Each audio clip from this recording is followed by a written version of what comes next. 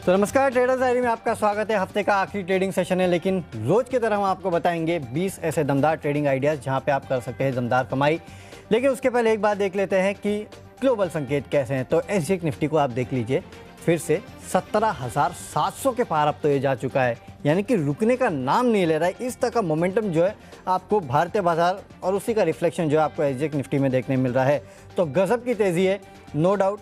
आज सुबह सुबह अगर आप देखेंगे तो यूएस मार्केट से उतने ज़्यादा सपोर्ट नहीं थे, हालांकि ठीक है, वहाँ पे भी अगर आप देखेंगे तो डाउ जोन्स में मामूली सुस्ती देखने मिली थी।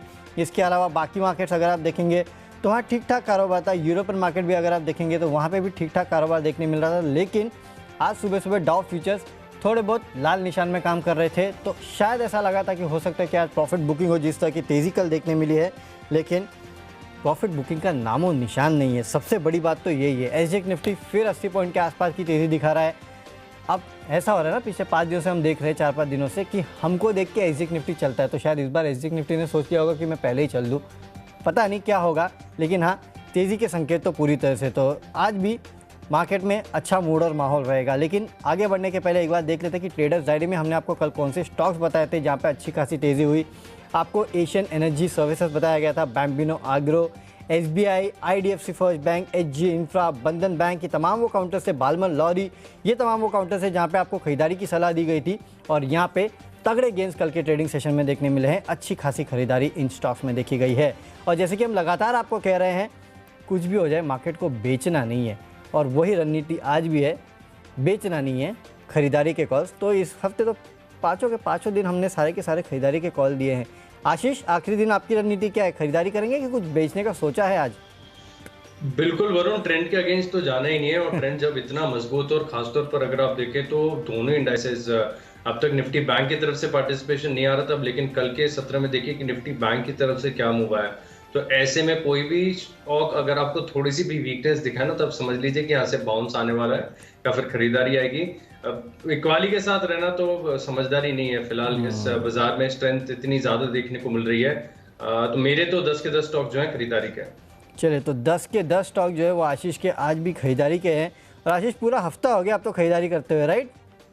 बिल्कुल, पूरा हफ्ता ही निकल गया। और देखिए बिल्कुल राइट डायरेक्शन में सभी सेक्टर्स। कल देखिए बैंक्स हमने आइडेंटिफाई किए, कल बैंक्स चलते हुए नजर आए।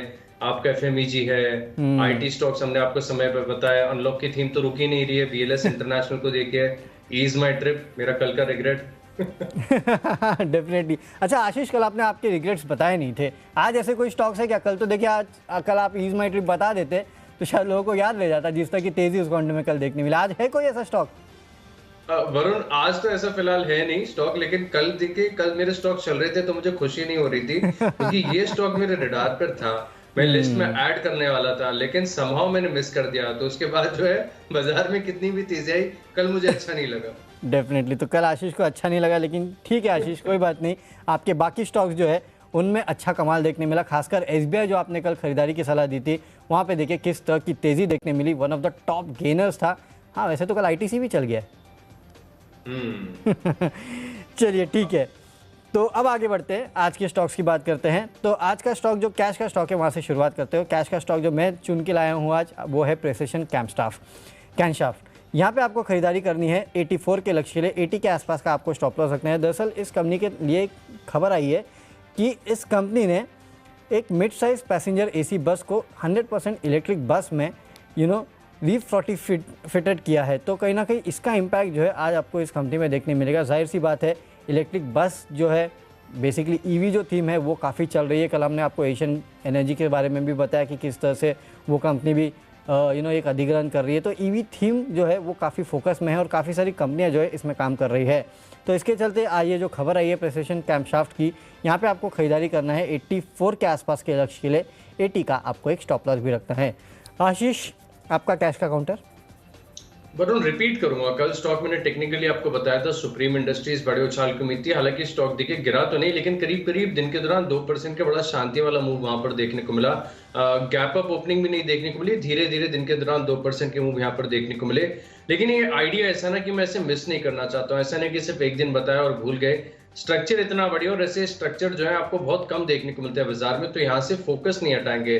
2300 के आसपास चल रहा है। मैं फिर से रिआइटरेट कर रहा हूँ, कल भी मैंने 2400 का लक्ष्य दिया है। इनफैक्ट कट कॉपी पेस्ट है, कल जो मैंने दिया था लेवल, बिल्कुल वही लेवल आज आपके सामने रख देता हूँ। और यहाँ से फोकस नहीं हटाना चाहिए। जिन्होंने खरीदारी की है वो बिल्कुल बने रहे, और जिन्होंने नहीं किए उनके लिए भी अवसर है। पुल बैक का इंतजार करना चाहते हैं तो पुल बैक का भी इंतजार करके चल सकते हैं। 2190 थोड़ा सा दूर का जो है ना, मैं स्टॉप लॉस सजेस्ट कर रहा हूँ, क्योंकि स्टॉक ज्यादा चल चुका है। ब्रेकआउट के बाद थोड़ा कंसोलिडेशन का फेज आता है, स्टॉक जो है थोड़ा सा रुकते हैं, ब्रीदर लेते हैं, तो ऐसे में स्टॉप आउट ना हो जाए, इसके चलते 2190 रुपए का लगाएंगे स्टॉप लॉस। 2400 रुपए का लक्ष्य होगा। सुप्रीम इंडस्ट्री स्ट्रक्चर शानदार है, खरीदारी करके चलेंगे यहाँ पर। चलिए अगली कैटेगरी की ओर रुख करते हैं, वो है आज का फ्यूचर्स। और यहाँ पर मैंने चुना है चोला इन्वेस्टमेंट एंड फाइनेंस। कल के सत्र में देखिए बैंकिंग के साथ साथ फाइनेंशियल्स में जो मूव आया था, काफी बढ़िया और शानदार मूव देखने को मिला था। और इसका स्ट्रक्चर और ब्रेकआउट कल का देखिए बहुत ही गजब के मैग्नीट्यूड का ब्रेकआउट यहाँ पर देखने को मिला है, और ये तेजी रुकेगी नहीं। तो यहाँ पर आपको खरीदारी करनी चाहिए फ्यूचर्स के माध्यम से, ऑप्शन से ना करिएगा, क्योंकि ऑप्शन से करेंगे तो हो सकता है कि एक दो दिन भी अगर साइडवेज हो जाए तो आपको थोड़ा सा इसमें जो है टाइम वैल्यू लॉस और दूसरी चीजें जो है देखने को मिलेगी। 611 के आसपास की क्लोजिंग है। 660 रुपए का आपको लगाना है लक्ष्य, और 586 रुपए का आपको स्टॉप लॉस ध्यान में रखना है। चलिए, तो चोला इन्वेस्टमेंट ये वो काउंटर है जहाँ पे आपको खरीदारी करनी है। इनफैक्ट चोला ग्रुप की दोनों कंपनियां सेकंड हाफ में कल एक बेहतरीन मोमेंटम देखने मिला था। आशीष को लगता है ये मोमेंटम आज भी जारी रहेगा। आज का मेरा फ्यूचर्स का काउंटर है IRCTC। देखिए बैन के बाहर आ चुका है। इसके पहले भी आपको याद होगा जब बैन से बाहर आया था ये काउंटर, तो मैंने स्टॉक को लिया था और उस दिन 8-9% के आसपास की तेज़ी जो है इस काउंटर में देखने मिली थी। फिर से बैन के बाहर आया है, उम्मीद है कि आज फिर से आपको तेज़ी देखने मिलेगी इस काउंटर में। इसके लिए वैसे ये नो ब्रेनर था आज का, जब बैन से बाहर आए इस काउंटर में आप चाहिए तो पोजीशन बना सकते हैं। 3850 के लक्ष्य लिए यहाँ खरीदारी कीजिएगा। 3750 का आपको एक स्टॉप लॉस भी रखना है। बेहतरीन मोमेंटम में है काउंटर, इसके चलते खरीदारी कीजिएगा। ये काउंटर तो इनफैक्ट मेरे पोर्टफोलियो में भी है। आशीष, आपने IRCTC खरीदा है क्या? क्योंकि काफ़ी लोग हैं जो कि आप रिग्रेट कर रहे हैं कि अरे पोर्टफोलियो में है नहीं ये काउंटर जिस तरह से चल गया है। वरुण, मैं भी रिग्रेट करने वालों में से ही हूँ। जब करेक्शन आया था तब मिस हो गया, और अब फिलहाल देखिए कि स्टॉक इतना है, जितना इशू प्राइस था ना इसका, उतना तो रोज ये बढ़ जाता है। डेफिनेटली ये बात आपने सही कही कि जितना इशू प्राइस था उतना तो रोज बढ़ता है। मैं रिग्रेट नहीं कर रहा हूँ, मेरे पोर्टफोलियो में ये स्टॉक है इसके लिए। चलिए ठीक है, तो IRCTC ये वो काउंटर है जहाँ पे आपको खरीदारी करना है। डिस्क्लोजर मैं आपको दे चुका हूँ कि मेरे पोर्टफोलियो में भी ये स्टॉक है। अब चलते हैं अगली कैटेगरी जो कि ऑप्शंस की कैटेगरी, और ऑप्शंस में आपको खरीदना है हिंडाल्को का 480 का कॉल ऑप्शन।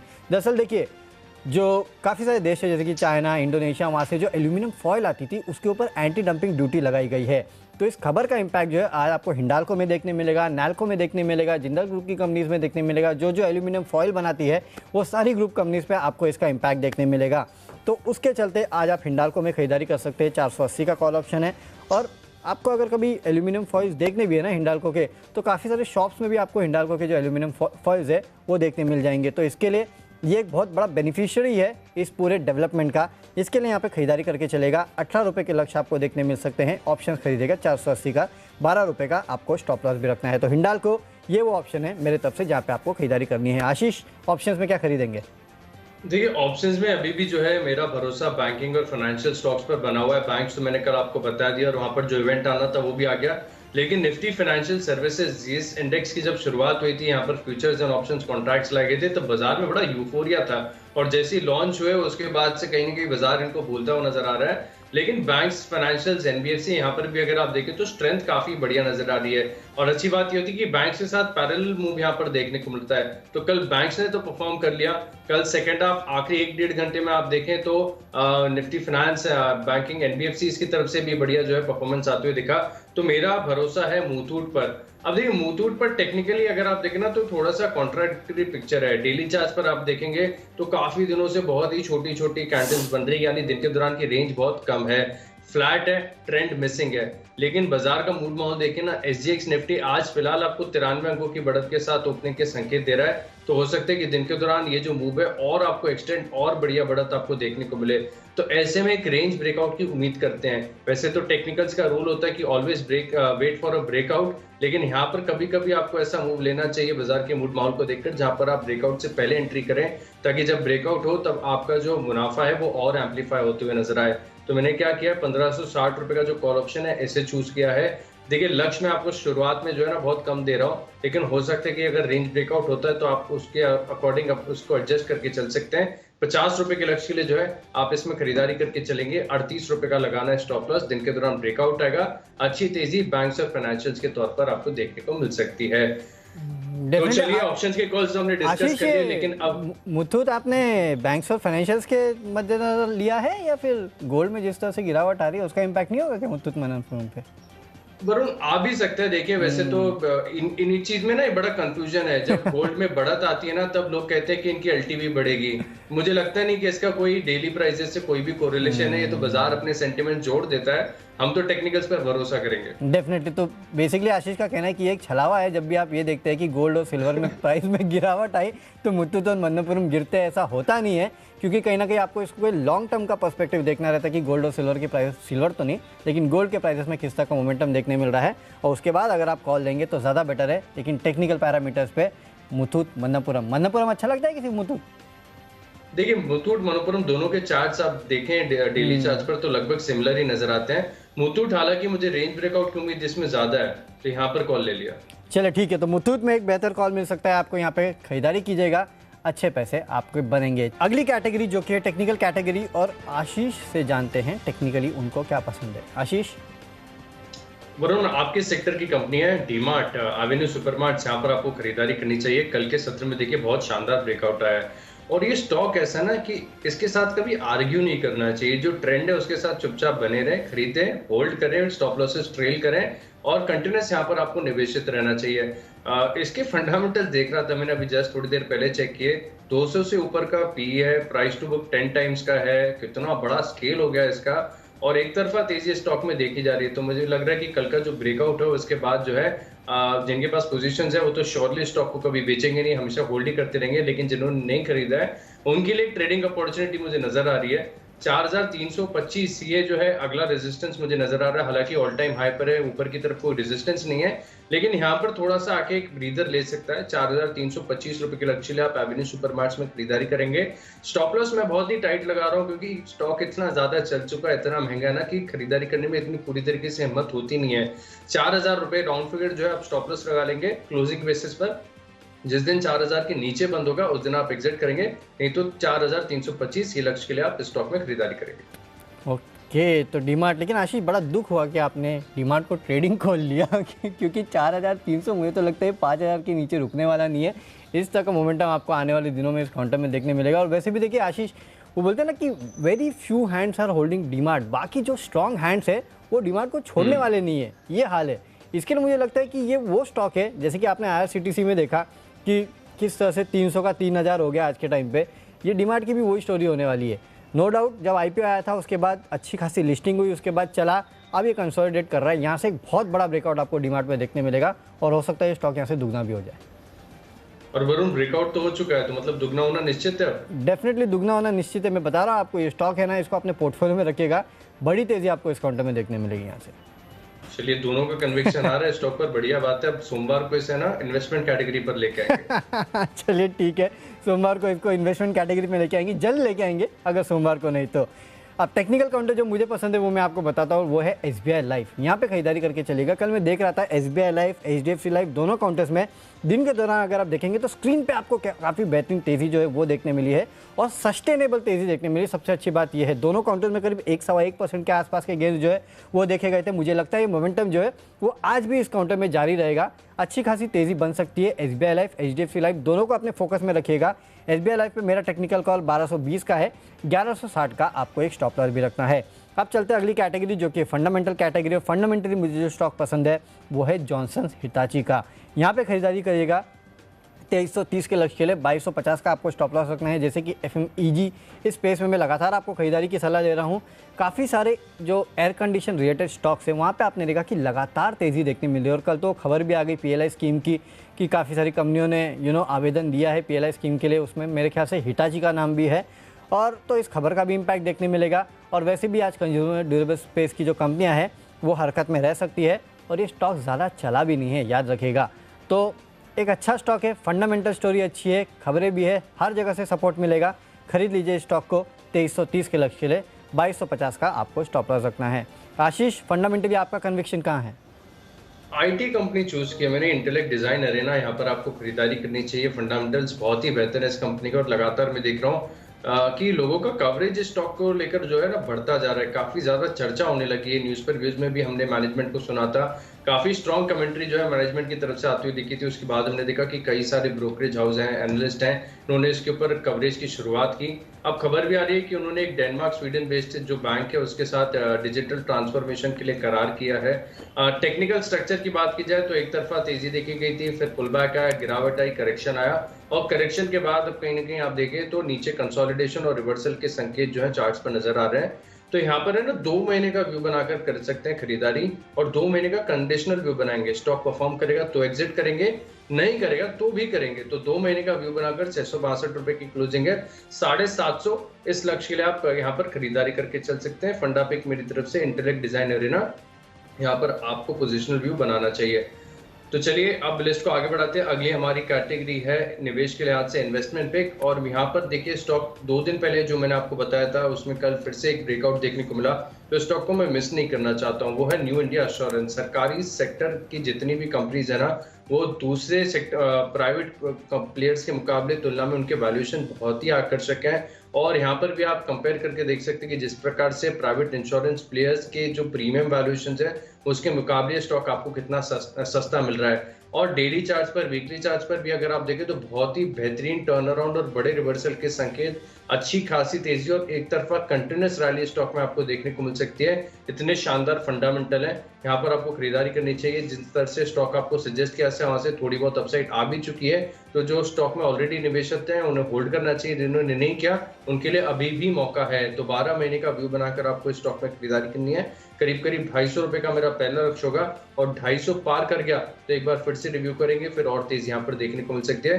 निवेश के लिहाज से न्यू इंडिया एश्योरेंस। चलिए, तो न्यू इंडिया एश्योरेंस यहाँ पे आपको खरीदारी करना है, अच्छे निवेश के मौके बन सकते हैं। निवेश के चलते जो स्टॉक मुझे पसंद है वो है होम फर्स्ट फाइनेंस। यहाँ पे आप खरीदारी कीजिएगा, अगले 3 से 4 महीनों में 700 के आसपास के लेवल काउंटर आपको दिखा सकता है। देखिए पिछले कुछ दिनों में जो रियल एस्टेट काउंटर्स है उनमें काफ़ी बेहतरीन तेज़ी भी देखने मिली, और लगातार हम खबर सुन रहे हैं कि किस तरह से रियल एस्टेट की सेल्स जो है वो बढ़ते जा रही है। लेकिन जाहिर सी बात है, रियल एस्टेट की सेल्स बढ़ेगी तो जो हाउसिंग फाइनेंस कंपनीज है उनकी भी सेल्स बढ़ेगी। और जब भी हाउसिंग फाइनेंस कंपनीज का नाम आता है हमको ज़्यादातर LIC housing finance, Repco finance ये सब याद आते हैं।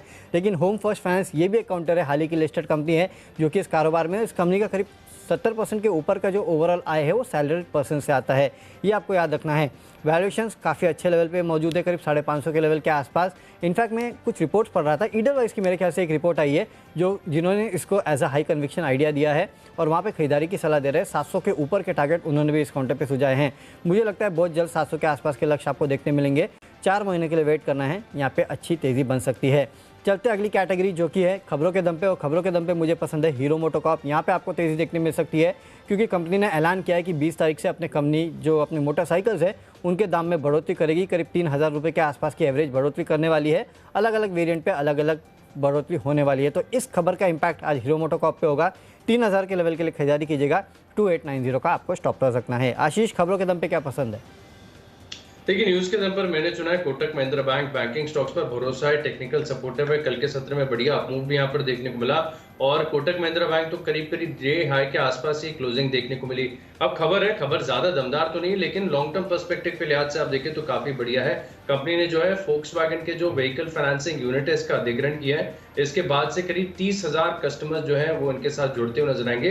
तो सिग्निफिकेंट है नंबर ऑफ कस्टमर्स के लिहाज से। अगर आप देखें तो आगे जाकर इस बिजनेस को, इस यूनिट को जो है वो स्केल अप भी करते हुए नजर आएंगे। और व्हीकल फाइनेंसिंग में अवसर काफी ज्यादा है। जिस प्रकार से सेकंड हैंड गाड़ियों की बिक्री हो रही है, नई गाड़ियां बिक रही है, तो यहाँ पर एक अच्छा अवसर है कोटक महिंद्रा बैंक के लिए स्केल अप करने का।